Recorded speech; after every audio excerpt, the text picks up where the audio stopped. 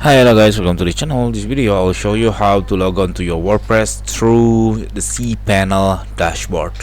So I'm using the old CPanel dashboard. If you are using the new one, actually it doesn't really matter. So I changed to the latest one, and then you have to scroll down until you can find the WordPress manager by Soft Aculos.